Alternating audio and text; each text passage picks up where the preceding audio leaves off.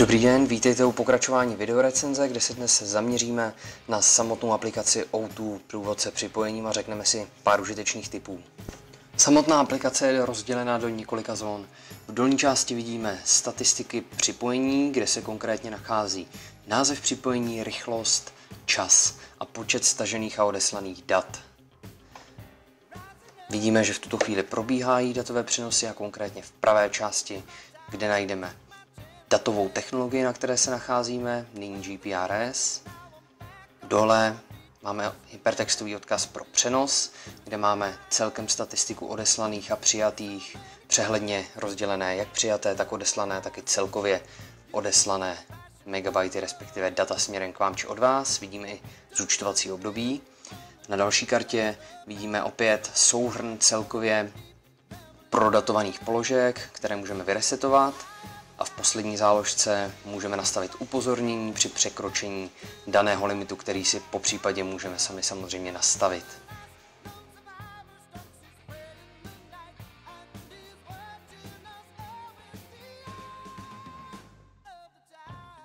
Na dalších záložkách, jako je například adresář, najdeme možnost disponovat s kontakty, konkrétně s kontakty a tím způsobem můžeme odesílat SMS zprávu a kde můžeme odesílat e-mail. Vytvoření, po případě import, vše může být s těmi kontakty prováděno na této záložce. Importují se z různých programů, které jsou aktuálně nainstalovány na počítači, po případě ze samotné SIM karty, která je v zařízení Huawei, čili v samotném modemu. Vidíme, že se nám rychle dotáhly bez problémů a můžeme s nimi manipulovat právě pro odesílání, přijímání SMS či e-mailů. Mazání probíhá buď to po jednom, anebo můžeme označit přes Shift a tažením klávesnice či myši a smazat všechny kontakty. Další záložka je Moje služby, kde se po kliknutí dostanete na stránky O2 Připoj se, ale toto je testovací verze, čili to bohužel není možné. Další záložka jsou záložky, kde si můžeme nadefinovat vlastní rychlý přístup, dá se říct, na internetovou stránku, kterou si právě pojmenujeme a zadáme URL adresu, čili standardně, jak znáte, www.o2.cz například. A nemusíte spouštět dlouze internetový prohlížeč a vše zadávat. Zde kliknete jenom na právě vytvořenou záložku a jste rovnou na stránce.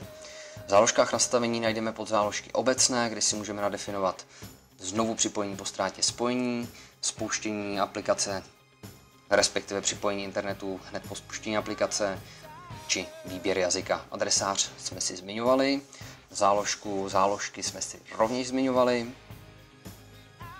Je možné importovat i z internetových prohlížečů položky. Dále najdeme mobilní internet záložku, kdy si nadefinujeme, nastavíme, chcete-li, internetovou domovskou stránku, která se nám objeví po kliknutí na O2 mobilní internet a zobrazí se jako první. Záložka SMS, zde nastavujeme číslo střediska zpráv pro odesílání a přijímání z SMSek. Doplňková služba e-mail, zde si definujeme váš e-mail, po případě prohlížeč, přes který e-maily vybíráte, čili e-mailového klienta. Dobíjení kreditu, k tomu se ještě dostaneme z hlavní stránky. A firemní VPN, pokud je opět nainstalována, vám umožní nastavení přístupu do firemního intranetu.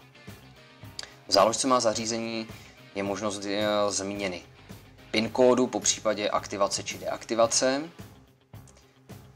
Dále volba síťové technologie, to je důležitá zejména pokud jsme na rozhraní dvou technologií, čili dejme tomu UMTS a Edge, kde se modem může připojovat jak do UMTS, tak do Edge, tak aby jsme měli jistotu, že si zvolí pouze jednu a nebude se nám odpojovat a připojovat stále dokola, tak dáme pouze Edge, po případě pouze UMTS.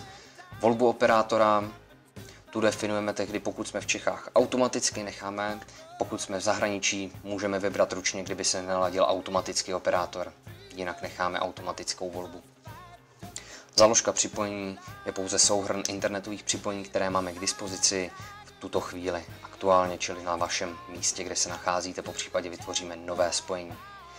Já každopádně ještě přijdu k záložce SMSky, které jsem si ji zmiňoval, která spolupracuje s adresářem.